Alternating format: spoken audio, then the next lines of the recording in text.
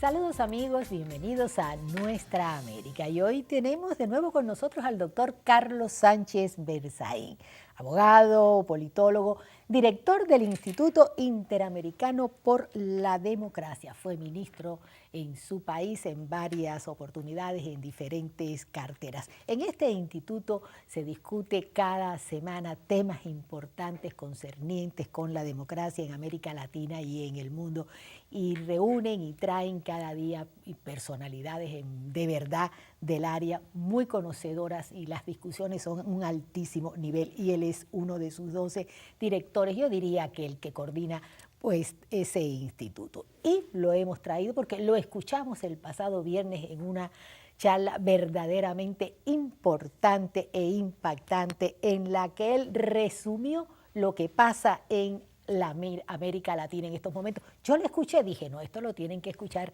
nuestros televidentes. Bienvenido, don Carlos. Encantado, muchas gracias y un saludo para toda la audiencia. Bueno, la pregunta ya está expuesta. ¿Qué pasa en América Latina, doctor Carlos Sánchez Berzaín? Bueno, lo que pasa en la América Latina al principio del siglo XXI, transcurridos 10 años de este siglo, es que para diferenciar a nuestra América ya no podemos estar en la vieja nomenclatura de derechas y de izquierdas que está superada. Ya no podemos estar en las denominaciones que correspondieron al siglo XX y a la Guerra Fría y a la posguerra fría. América Latina hay que mirarla como los países que son democráticos y los países que no son democráticos.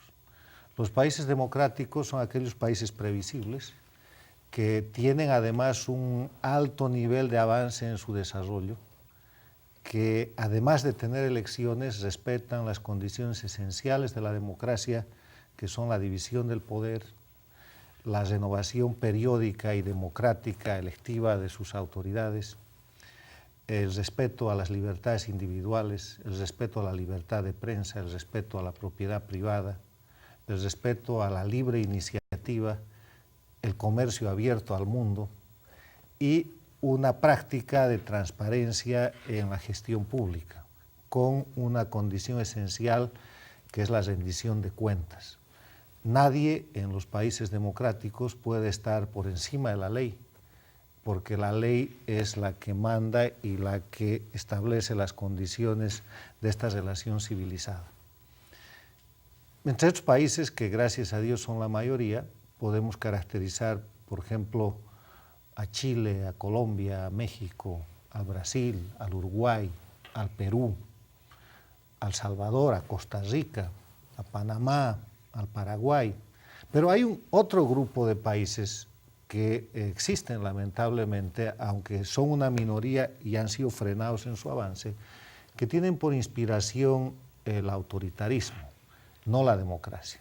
En un lado están los países democráticos y en el otro lado están los países autoritarios, y están encabezados por Cuba, que es una dictadura, una tiranía, y que viene exportando desde que allí se asentó el castrismo violencia, inestabilidad, confrontación, elementos para ensangrentar a la América Latina, y en el siglo XXI eso no ha sido la excepción, porque a partir del encuentro entre Caracas y La Habana, entre el castrismo y el chavismo, generan un proyecto que ya está asolando a la América Latina desde hace más o menos 10 años y que ha logrado controlar Venezuela, Bolivia, Ecuador, Nicaragua, que ha intentado someter a Honduras y gracias a Dios ha fracasado, y que de alguna otra manera, generalmente a través de mecanismos económicos, el petróleo chavista, con mecanismos de propaganda y subordinación ideológica manejados desde La Habana,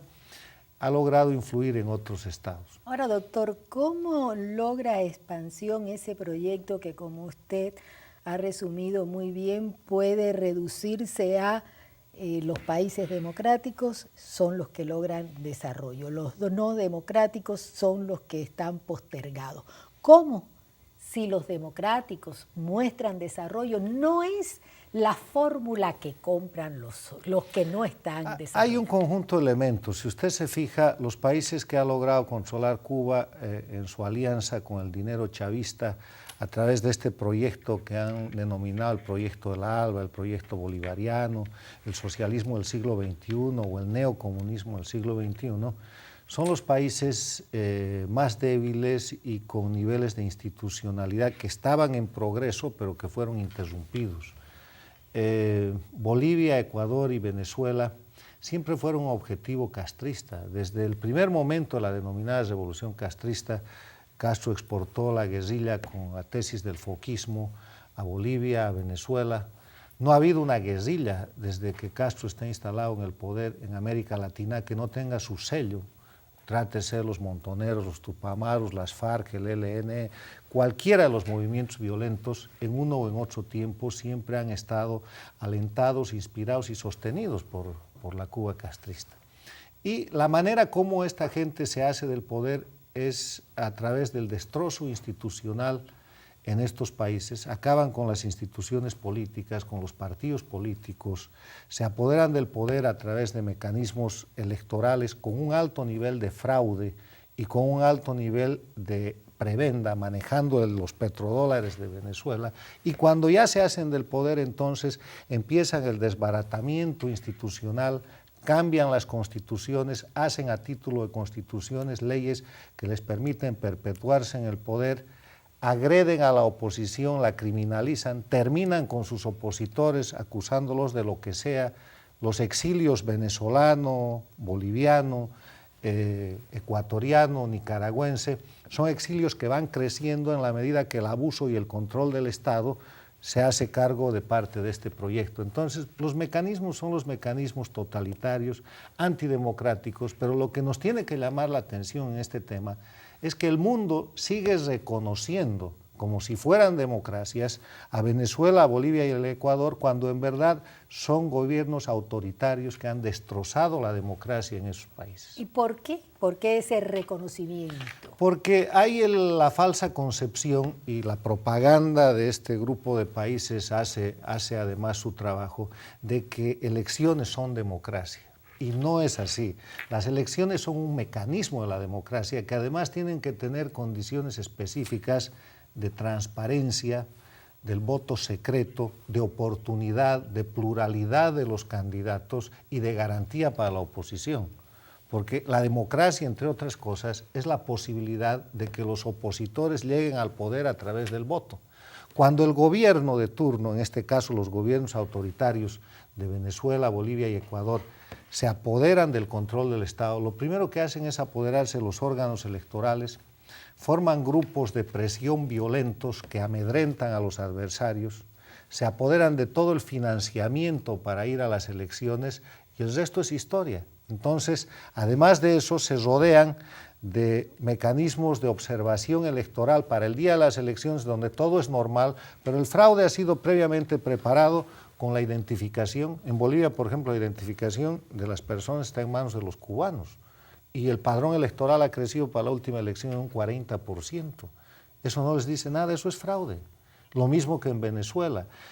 Se produce el denominado voto comunitario, donde se impide que cualquier ciudadano en una determinada comunidad vote por un candidato opositor y si aparecen votos para el opositor se castiga a la comunidad suspendiéndole créditos, suspendiéndole proyectos o simplemente quitándole la luz o el agua. Se agrede a los candidatos de oposición que en muchos casos han sido flagelados, apedreados, agredidos físicamente y casi muertos en diversas regiones de Bolivia para que no vayan a hacer campañas electorales y a eso le llaman democracia y dicen esto ha sido absolutamente transparente. Usted ha sustentado con argumentos válidos y irrefutables la responsabilidad de Cuba. ¿Cree usted, y específicamente de Castro, cree usted que con la desaparición física de Fidel Castro, que como todo ser humano tendrá que desaparecer, se va a ver muy afectado ese proyecto continental? Yo creo que este es un problema de principios. Yo personalmente no ataco a nadie, defiendo la democracia como el sistema más civilizado de vida en comunidad y de desarrollo para la gente. el mejor sistema para luchar contra la pobreza es la democracia, el mejor sistema para buscar desarrollo es la democracia, el mejor sistema para vivir en libertad es la democracia. Como decía Churchill, es muy mala la democracia, pero no hay otra mejor, no hay otro sistema mejor. Y yo lo que le quiero decir es que la influencia en estos últimos 50, 51 años, desde que Castro toma el poder en La Habana, respecto a los países de América Latina desde Cuba, ha sido permanentemente negativa. En la década de los 60 exportó guerrilla. Ahí fue el Che Guevara a armar guerrilla en Bolivia, abrió unas guerrillas en Venezuela, en Colombia se reactivó el proceso guerrillero. En la década de los 70, mire lo que pasó con los Tupamaros, los Montoneros, Argentina, el Uruguay, un proceso de confrontación y de incendio de la América Latina, sosteniendo la violencia desde Cuba en el marco de la denominada Guerra Fría, tratando de convertir a la América Latina en una zona caliente, y Centroamérica con las guerras civiles que se presentaron ahí, las confrontaciones tan sangrientas en El Salvador y en otros países. Después de eso, se pasa a una etapa en la cual, por efecto del retorno a la democracia de los países latinoamericanos, Cuba se mantiene como la única tiranía, como la única dictadura en el hemisferio, extrañamente, porque todos los dictadores militares son obligados a dejar el poder, se democratizan los países, pero Cuba se mantiene. Cuba se mantiene. Y manteniéndose Cuba en esa situación, empieza a producirse con los gobiernos democráticos una especie de tolerancia al régimen cubano. Porque las consecuencias se lograron derruir, pero no lo que las provocaba. Hacemos un paréntesis y regresamos, doctor.